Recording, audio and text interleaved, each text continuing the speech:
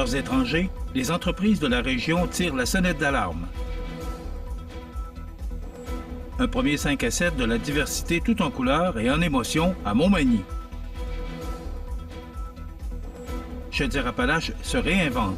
Une invitation à vivre pour vrai.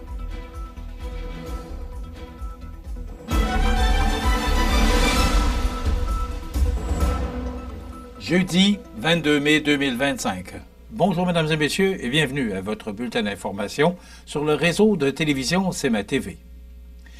Des voix s'élèvent dans les régions de Québec et de Chaudière-Appalaches alors que des entreprises manufacturières lancent un cri d'alarme au gouvernement du Québec et du Canada. Elles réclament des ajustements urgents aux mesures récemment annoncées visant à limiter le recours aux travailleurs étrangers temporaires, un levier pourtant essentiel à leur survie économique. Selon les données recueillies auprès d'une vingtaine d'entreprises régionales, les nouvelles restrictions pourraient engendrer des pertes importantes alors que chaque entreprise pourrait perdre en moyenne 10 travailleurs étrangers, ce qui se traduirait par des baisses de chiffre d'affaires allant de 10 à 30 %. Dans certains cas, des transferts d'activités vers les États-Unis ou même des fermetures complètes d'usines seraient envisagées. Cette situation vient aggraver l'instabilité déjà causée par la crise tarifaire. Les besoins en main-d'œuvre sont criants alors que de 50 à 100 postes seront à combler au cours des prochaines années dans chacune des entreprises sondées. L'apport des travailleurs étrangers temporaires est jugé essentiel pour maintenir les activités actuelles et assurer la croissance future. Le premier ministre François Legault a récemment exprimé une ouverture à revoir les règles pour le secteur manufacturier. Les entreprises espèrent maintenant que cette volonté politique se traduira rapidement par des actions concrètes, surtout depuis la formation du nouveau Conseil des ministres à Ottawa. Les entreprises demandent 4 ajustements clés. D'abord, une clause de droit acquis pour les travailleurs étrangers temporaires déjà établis au Québec. L'adaptation du programme à la réalité régionale, notamment en permettant jusqu'à 20 % des travailleurs étrangers temporaires dans les zones où le chômage est bas. L'exclusion des permis simplifiés dans le calcul des quotas et un processus accéléré pour les entreprises ayant démontré une bonne intégration des travailleurs étrangers temporaires par le passé. Julie White, présidente directrice générale de Manufacturiers et Exportateurs du Québec, appelle à une réaction rapide. Les mesures actuelles freinent les manufacturiers dans leurs activités. Il faut trouver une solution d'ici l'été, sinon tout notre tissu industriel sera fragilisé. Frédéric Marié, président directeur général de Technion Roy Breton Renchéry, ces travailleurs sont intégrés à nos équipes. Ils sont essentiels à notre promesse de service. Adapter les règles à nos réalités régionales est une question de survie. À l'approche de l'été, le temps presse. Les entreprises attendent maintenant un signal clair et rapide des 2 paliers de gouvernement pour préserver leur avenir économique et celui de toute la région. Montmagny a célébré la diversité avec éclat lors de la toute première édition de son 5 à 7 de la diversité tenue le samedi 17 mai dernier. Malgré la pluie qui a forcé le déplacement de l'événement de la place Montel au cabaret Cogeco des Arts-de-la-Seine, près de 60 personnes ont répondu présentes pour souligner la Journée internationale contre l'homophobie, dans une ambiance empreinte de chaleur et d'ouverture. Dans une atmosphère intime et inclusive, la soirée a été marquée par des échanges riches et sincères. L'objectif était clair, soit celui de créer un espace accueillant pour tous, favorisant les discussions, la compréhension mutuelle et le respect des différences. La vedette de la soirée, l'artiste drague Sacha Baga, a captivé l'auditoire avec une performance vibrante, suivie d'une conférence inspirante où elle a généreusement partagé son parcours personnel. Disponible et proche du public, elle a répondu aux nombreuses questions, participé à une séance photo et laissé une forte impression sur les participants. Sa présence a permis de mettre en lumière les réalités des communautés LGBTQ+, tout en valorisant leur inclusion dans la société. Un moment fort de la soirée est survenu lorsqu'une demande en mariage a été faite devant tous, soulignant l'atmosphère d'amour et de confiance qui régnait dans la salle. Une preuve tangible que cette première édition a su toucher les cœurs tout en éveillant les consciences. La ville de Montmagny tient à remercier chaleureusement tous les participants ainsi que ses précieux partenaires, dont le Carrefour Région Montmagny, Coop IGA Extra et les Arts de la Seine de Montmagny. Un remerciement spécial est également adressé aux organismes communautaires qui ont largement contribué à la réussite de cette soirée. Ce 5 à 7 de la diversité aura marqué les esprits et déjà, on espère voir revenir cet événement sous d'autres formes pour continuer à bâtir une communauté toujours plus inclusive. Chaudière-Appalaches se réinvente. Une invitation à vivre pour vrai. On vous donne tous les détails après la pause. Le restaurant Pizzeria Porto Bellissimo, un incontournable à Saint-Jean-Port-Joli. Pizza débordante de garniture, menu varié et abordable. Délicieux desserts avec des produits de grande qualité des gâteries de l'Ami. Porto Bellissimo et les gâteries de l'Ami, route de l'église à Saint-Jean-Port-Joli. Fleurissez votre jardin grâce au cerf du canton et CEMA TV. À gagner 100 $ en chèque cadeau. Pour participer, vous n'avez qu'à vous inscrire sur le site de CEMA TV sous l'onglet Concours Fleurissez votre jardin. Tirage le 30 mai dans l'émission Bonjour Côte-du-Sud.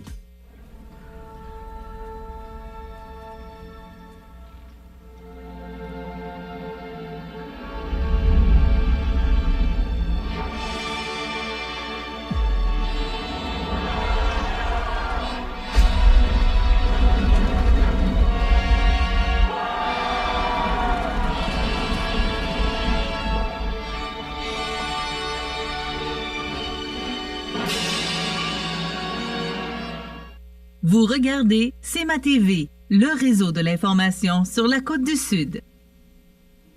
La région de Chaudière-Appalaches se dote d'une toute nouvelle image de marque dévoilée officiellement le 23 avril dernier à l'occasion du grand rendez-vous touristique de Chaudière-Appalaches ou Tourisme Chaudière-Appalaches. Sous le thème « À vivre pour vrai », la région propose une vision renouvelée de son offre touristique tout en misant sur l'authenticité et la chaleur humaine qui font sa renommée. Le cœur de cette campagne repose sur un concept à la fois original et rassembleur, la Chaudière List. Inspirée de la célèbre Bucket List, cette initiative ludique incite les visiteurs à dire oui à l'inattendu. Des passants choisis au hasard se voient proposer de vivre une expérience unique en pigeant dans une chaudière mystère. Chaque choix révèle une activité surprenante, enracinée dans le territoire et ses richesses. Pour Odile Turgeon, directrice marketing de Tourisme Chaudière-Appalaches, cette nouvelle identité visuelle et cette campagne reflètent l'essence même de la région. On ne vend pas une carte postale.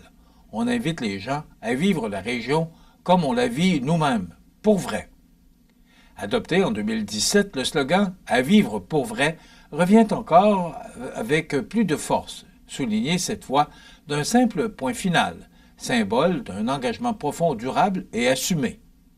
L'objectif est clair, soit celui d'offrir des expériences sincères, loin des clichés touristiques, pour faire vivre la région telle qu'elle est, dans toute sa vérité.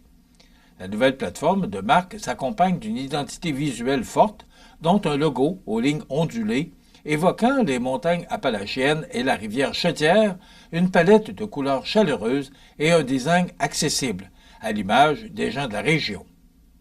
Dès mai 2025, plusieurs actions concrètes seront mises en œuvre avec, entre autres, le lancement d'un nouveau site web plus intuitif et inspirant, des capsules vidéo avec des guides locaux partageant leurs coups de cœur, des confrontations amicales entre personnalités régionales sur leurs expériences préférées et une série d'outils d'accueil pensés pour les visiteurs spontanés. En misant sur l'authenticité et la proximité, Tourisme Chaudière-Appalaches souhaite séduire les voyageurs à la recherche d'expériences humaines et mémorables. Plus qu'un rebranding, c'est une véritable invitation à découvrir la région pour vrai. La CNE-SST lance une importante tournée estivale à travers tout le Québec et la région de la Chaudière-Appalaches n'y fera pas exception. Depuis le 19 mai, jusqu'au 22 août prochain, des ateliers d'échange et de sensibilisation sur la santé et la sécurité du travail seront offerts gratuitement aux employeurs, travailleuses et travailleurs. Ces ateliers, d'une durée d'1 heure, sont organisés par l'Escouade de prévention aux nouveaux travailleurs, une équipe composée d'une 40aine d'agentes et d'agents spécialisés. En formule présentielle ou virtuelle, ils abordent des thèmes essentiels comme les droits et obligations en milieu de travail, la prévention des accidents, les normes du travail et l'équité salariale. Dans notre région, ce sont Catherine Toupin et Noémie Bouchard, toutes deux agentes de prévention, qui viendront à la rencontre des milieux de travail pour favoriser la discussion et sensibiliser aux risques liés à la nouveauté en emploi. Un changement de poste, l'exécution d'une nouvelle tâche ou un retour au travail après une absence prolongée sont autant de situations qui augmentent la vulnérabilité des travailleurs.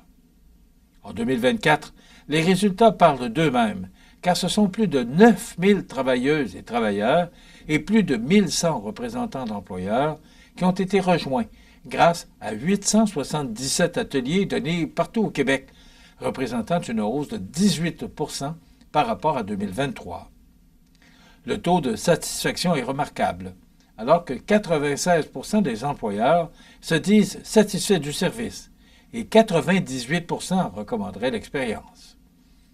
Ces ateliers s'adressent autant aux nouvelles recrues qu'aux entreprises souhaitant renforcer leur culture de prévention. Ils permettent d'ouvrir un dialogue franc entre les différents acteurs du monde du travail et de réduire significativement les risques de lésions professionnelles. Rappelons que la CNESST est l'organisme responsable d'assurer le respect des normes du travail, de l'équité salariale et de la santé et sécurité. Elle gère également le Fonds de la santé et de la sécurité du travail, entièrement autofinancé.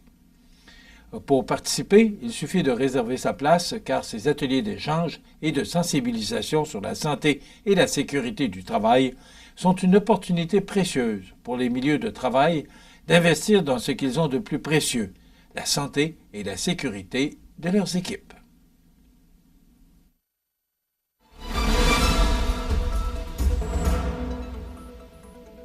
Au sport, les Oilers d'Edmonton ont subi un revers humiliant hier devant des Stars de Dallas qui avaient, sans l'ombre d'un doute, la détermination de remporter le premier match de cette série devant leurs partisans.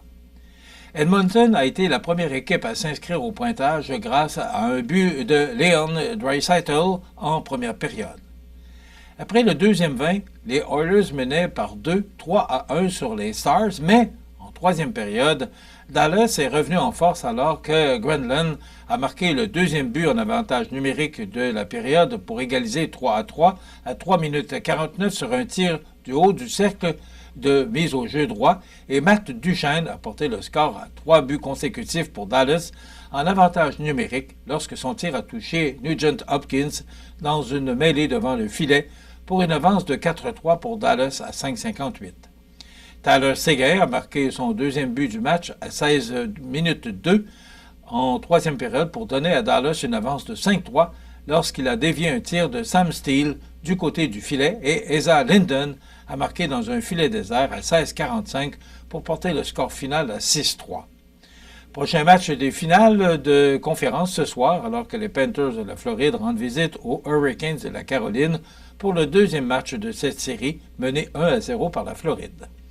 Enfin, au baseball, grand chelem de Dalton Varsho qui a permis aux Blue Jays de Toronto de remporter une victoire écrasante de 14-0 sur les Padres de San Diego mercredi. Prochain et dernier match ce soir à Toronto contre les Padres. Voilà ce qui complète votre bulletin d'actualité pour aujourd'hui, jeudi 22 mai, dans un moment, les prévisions de la météo. Voilà, c'est tout pour l'instant. Bonne journée, mesdames, messieurs. Pour joindre la salle de nouvelles de CMA-TV, nouvelles au pluriel @cmatv.ca ou encore 88 281 13 13 poste 226. Les prévisions de la météo. Une présentation de Promutuelle Côte-Sud. Toujours à l'écoute de vos besoins.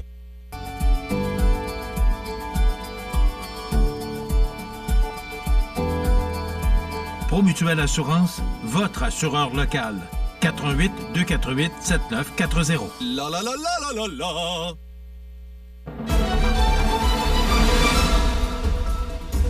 Alors, on se fait une idée, là, ce que vous voyez sur l'image satellite, là, ben, c'est ce qu'on va avoir jusqu'à dimanche, le beau temps, lundi prochain. Ah! Enfin, une belle fin de semaine sous la pluie encore. Mais pour l'instant, regardons cette image satellite, là, ben, on le voit, ce système, c'est nuageux, ça va rester nuageux toute la journée, et ce système-là qui va nous attendre nous apportera passablement de pluie pour vendredi, un peu samedi, presque pas dimanche, et le retour du beau temps et de la chaleur, possiblement pour lundi. Du moins, c'est ce que nos météorologues nous mentionnent dans le bulletin de météo d'aujourd'hui. Alors, ça se résume ainsi. Donc, c'est nuageux, avec un maximum sous les normales de saison aujourd'hui de 13.